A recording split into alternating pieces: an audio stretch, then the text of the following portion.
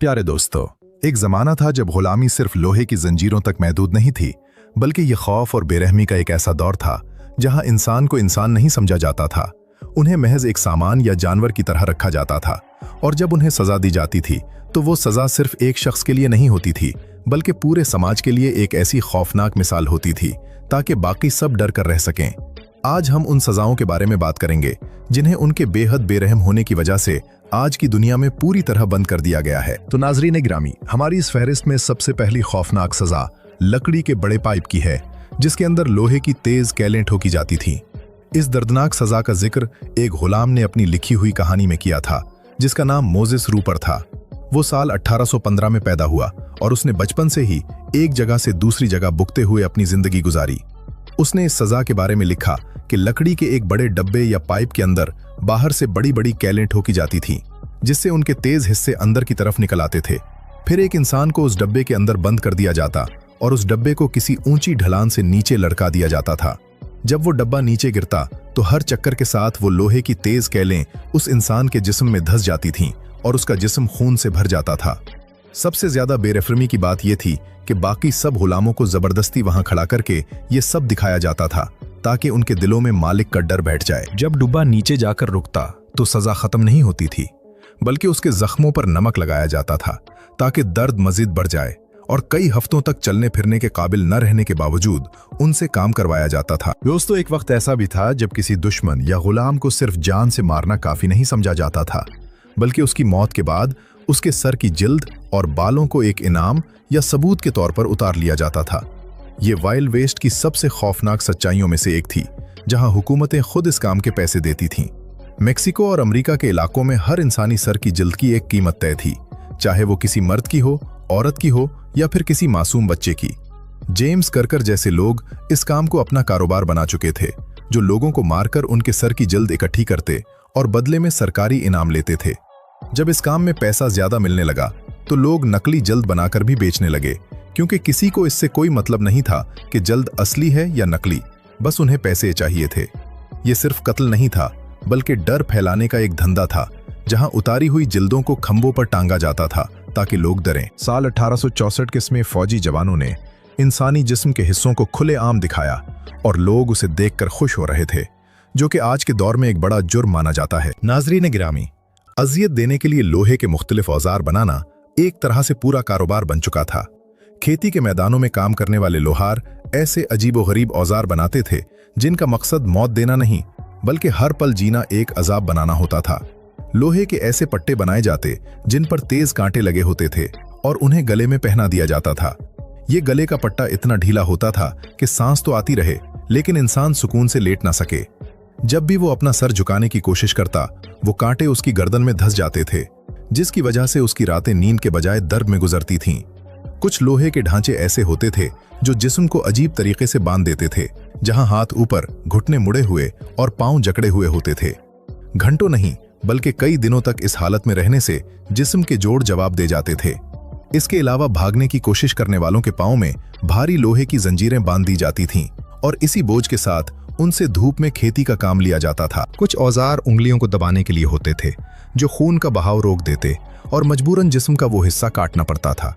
ये सब सजाओं का सामान दुकानों में आम मिलता था और लोग उन्हें बेचते थे जैसे कोई आम सामान बेच रहा हो। दोस्तों, इस बेरहम दौर में इंसाफ का फैसला मिनटों में होता था और मौत सिर्फ कुछ ही फासले पर खड़ी मिलती थी।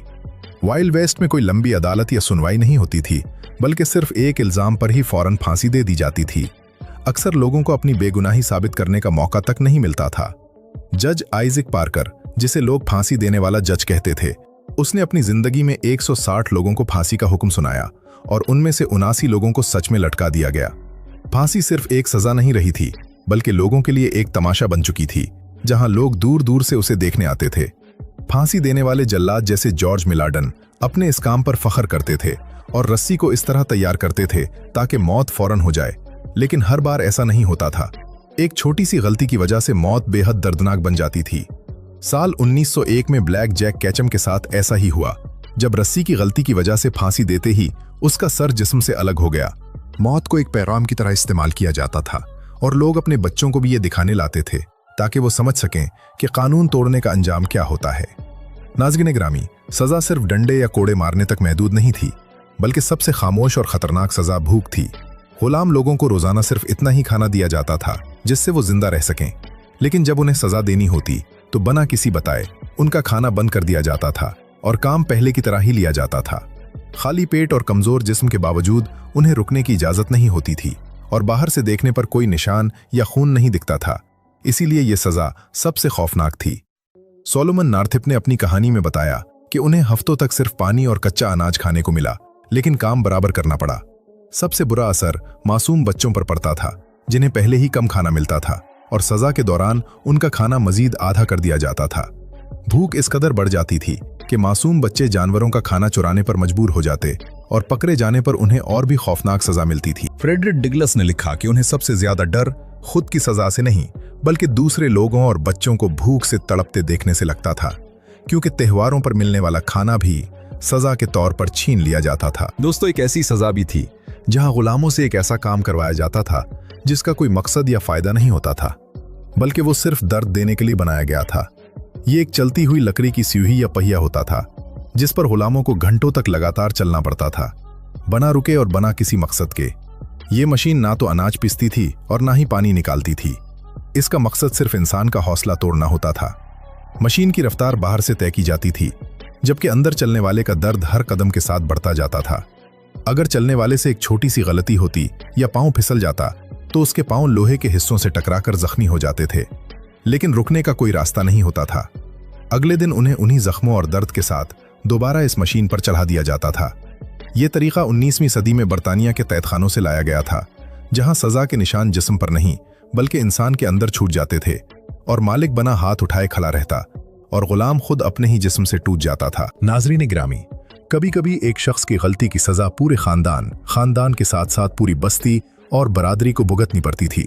इस दौर में एक शख्स की खता पर पूरे इलाके को निशाना बनाया जाता था ताकि डर का माहौल कायम किया जा सके। अगर किसी पर चोरी का शक भी होता तो पूरे इलाके के घर जला दिए जाते, लोगों को बेघर कर दिया जाता और मासूमों को जान से मार दिया जाता था। साल 1885 में वायोमिंग के एक मामूली झगड़े की वजह से पूरी चाइनीज कम्युनिटी को बर्बाद कर दिया गया। उनके कई लोग मारे गए और सैकड़ों बेघर हो गए, लेकिन किसी भी मुजरिम को सजा नहीं मिली। सेंट क्रैक के मकाम पर भी ऐसा ही खौफनाक मंजर देखने को मिला, जहां अमन से रहने वाले कबाइल पर फौजी हमला किया गया और औरतों और बच्चों तक को कत्ल कर दिया गया। इसके अलावा उनके खाने के जरिए को खत्म करने के लिए लाखों जंगली भैंसें मार दी गईं, ताकि लोग भूख से कमजोर हो जाएं और लड़ने की ताकत ही न रहे। ये सब अचानक नहीं होता था, बल्कि एक मंसूबा बाइंडिंग के तहत किया जाता था, ताकि एक को सजा देकर 100 लोगों को डराया जा सके। दोस्तों, गुलामी सिर्फ सख्त मेहनत या खेती बाड़ी तक महदूद नहीं थी, बल्कि उस दौर की एक ऐसी सच्चाई भी है जिसे अक्सर छुपाया जाता है, और वो है गुलाम औरतों पर होने वाला जुल्म।